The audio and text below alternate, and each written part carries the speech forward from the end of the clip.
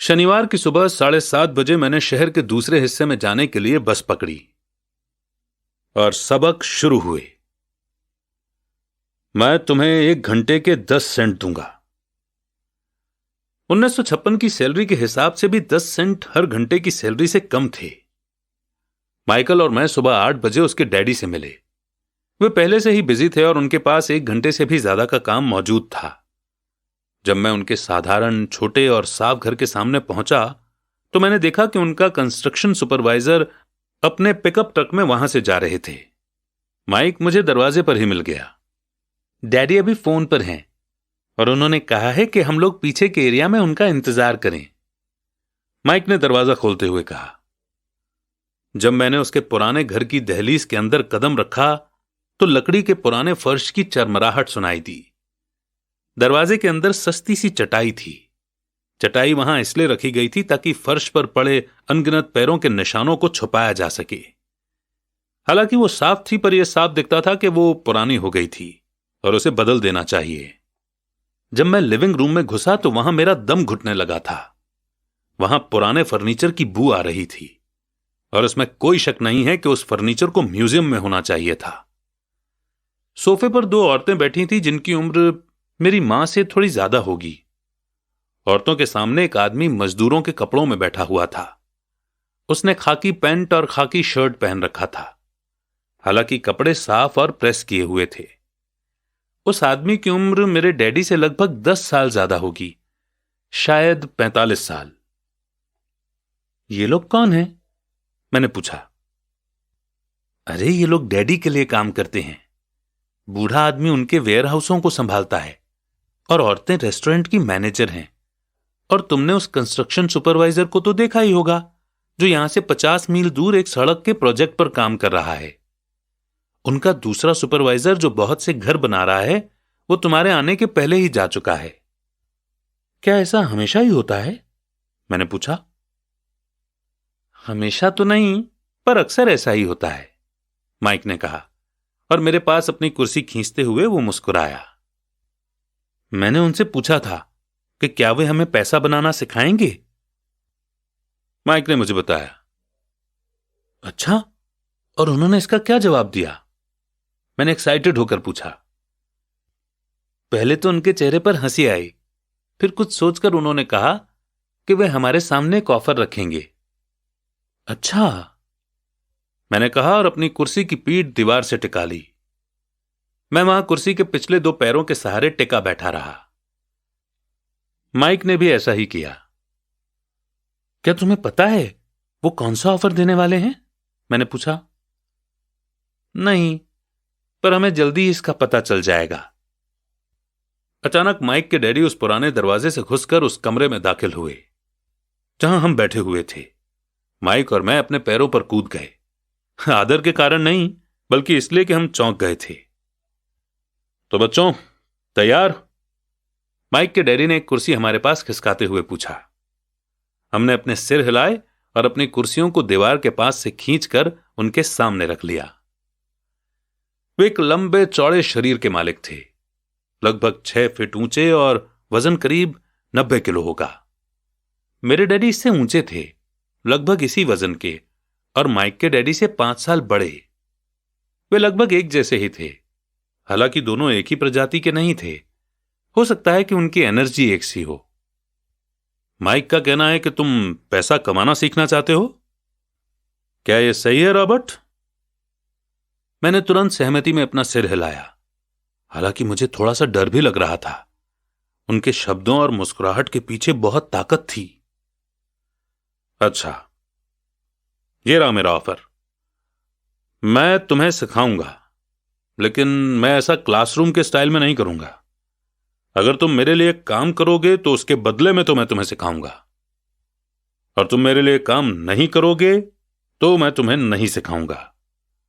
अगर तुम काम करते हो तो मैं तुम्हें ज्यादा तेजी से सिखा सकता हूं, और अगर तुम सिर्फ बैठकर मेरी बातें सुनते हो जैसा कि तुम लोग स्कूल में करते हो तो इससे मेरा समय बर्बाद होगा।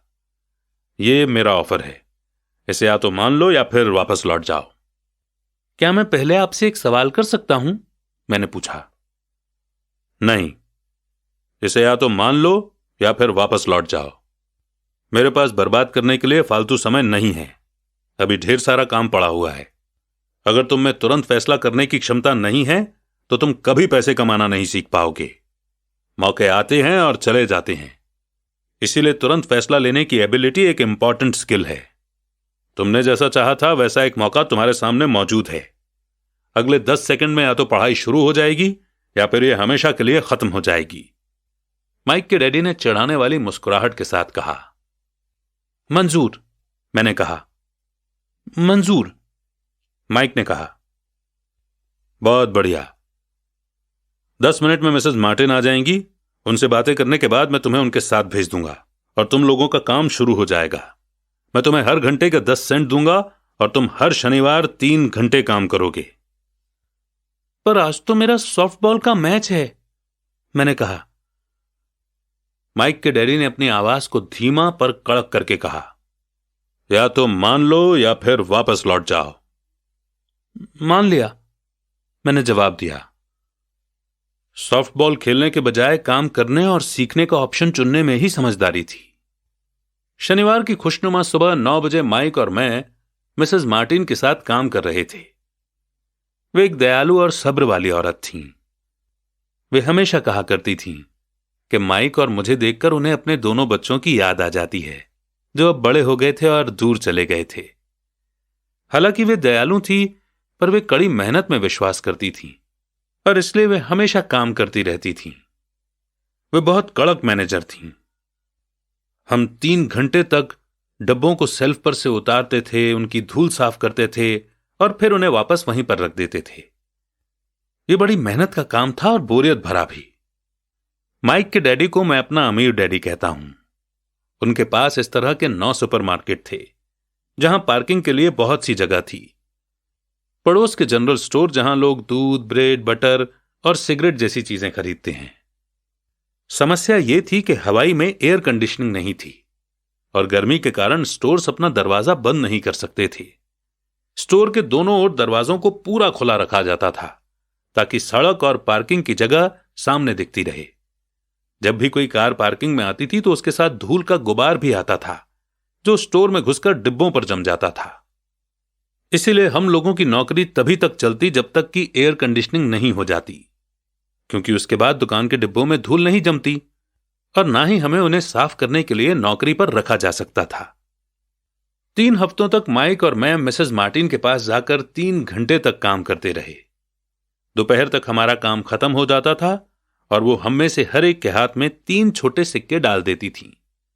उस समय 50 के दशक में भी 9 साल की उम्र में 30 सेंट कमाने में कोई खास खुशी नहीं होती थी। तब कॉमिक्स की कीमत 10 सेंट हुआ करती थी। इसीलिए मैं अपनी कमाई को कॉमिक्स पर खर्च कर देता था और घर लौट जाता था। चौथे हफ्ते के बुधवार तक मैंने काम छोड़ने का मन बना लिया था।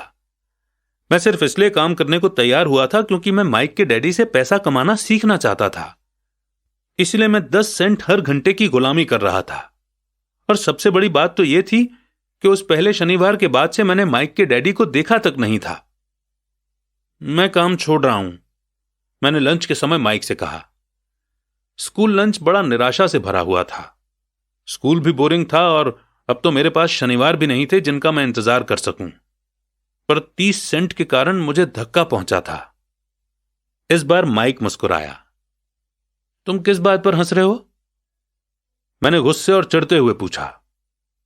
डैडी ने कहा था कि ऐसा ही होगा। उन्होंने कहा था कि जब तुम काम छोड़ने का फैसला कर लो तब वे तुमसे मिलना चाहेंगे। क्या? मैंने गुस्से में पूछा। क्या वो मेरे बोर हो जाने का इंतजार कर रहे थे? कुछ कुछ, माइक ने कहा। मेरे डैडी जरा अलग किस्म के हैं। उनका सिखाने का तरीका तुम्हारे डैडी के पढ़ाने के तरीके से बिल्कुल अलग है। तुम्हारे मम्मी डैडी बहुत बातें करते हैं, दूसरी तरफ मेरे डैडी बहुत कम बोलते हैं। तुम सिर्फ इस शनिवार तक इंतजार कर लो, मैं उन्हें बता दूंगा कि तुमने काम छोड़ने का फैसला कर लिया है।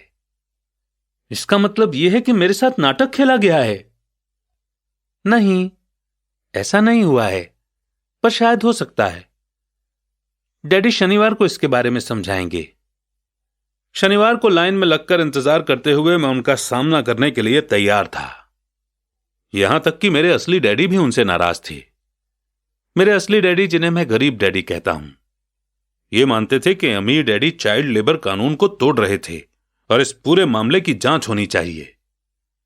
मेरे पढ़े लिखे गरीब डैडी ने मुझसे यह कहा कि मैं सही सैलरी मांगूं, हर घंटे के कम से कम 25 सेंट। मेरे गरीब डैडी ने मुझसे कहा कि अगर मेरी सैलरी नहीं बढ़ती तो मुझे तुरंत जॉब छोड़ देनी चाहिए, और वैसे भी तुम्हें उस घटिया काम की कोई जरूरत नहीं है, मेरे गरीब डैडी ने झल्लाकर कहा। शनिवार को सुबह 8 बजे मैं एक बार फिर माइक के घर उसी पुराने दरवाजे से अंदर घुस रहा था। कुर्सी पर बैठो और लाइन में इंतजार करो, माइक के डैडी ने मेरे घुसते ही कहा। फिर वे अंदर जाकर अपने छोटे से ऑफिस में बैठ गए जो बेडरूम के पास था। मैंने कमरे में चारों तरफ देखा पर मुझे माइक नहीं दिखा।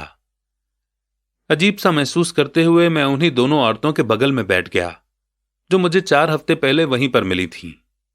वे मुस्कुराईं और सोफे पर थोड़ी सी खिसक गईं ताकि मैं भी बैठ सकूं। 45 मिनट गुजर गए थे और मैं उबल रहा था। दोनों औरतें उनसे मिलकर तकरीबन 30 मिनट पहले वहां से जा चुकी थीं। एक बूढ़ा सा आदमी वहां 20 मिनट तक बैठा और फिर वो भी चला गया। घर खाली था और हवाई में खुशनुमा सुबह को मैं सीलन भरे अंधेरे लिविंग रूम में बैठा हुआ था और इस बात का इंतजार कर रहा था कि एक लालची और बच्चों का शोषण करने वाला आदमी मुझसे बातें करे। मैं सुन सकता था कि वो फोन पर बातें कर रहे थे, ऑफिस में इधर उधर के काम कर रहे थे और मुझे नजरअंदाज कर रहे थे। मेरी इच्छा तो यह हो रही थी कि मैं उस घमंडी आदमी से बिना मिले ही घर लौट जाऊं, पर किसी वजह से मैं रुक गया। आखिर 15 मिनट के बाद ठीक 9 बजे अमीर डैडी अपने ऑफिस से बाहर निकले। बिना कुछ कहे उन्होंने हाथ से मुझे इशारा किया कि मैं उनके ऑफिस में आ जाऊं। अमीर डैडी ने अपनी ऑफिस कुर्सी पर बैठते हुए कहा, या तो तुम्हारी सैलरी बढ़ाई जाए या तुम काम छोड़ रहे हो, है ना? हां, डील के मुताबिक आप अपनी शर्त पूरी नहीं कर रहे हैं, मैंने लगभग आंसुओं से भीगी हुई आवाज में कहा।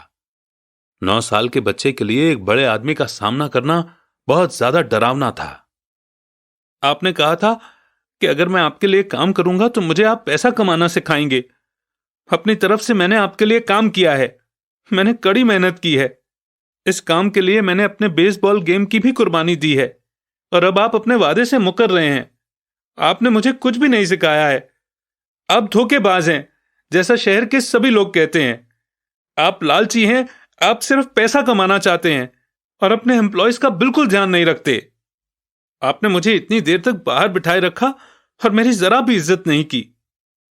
मैं एक छोटा सा बच्चा हूं और आपको मेरे साथ इससे बेहतर बर्ताव करना चाहिए था।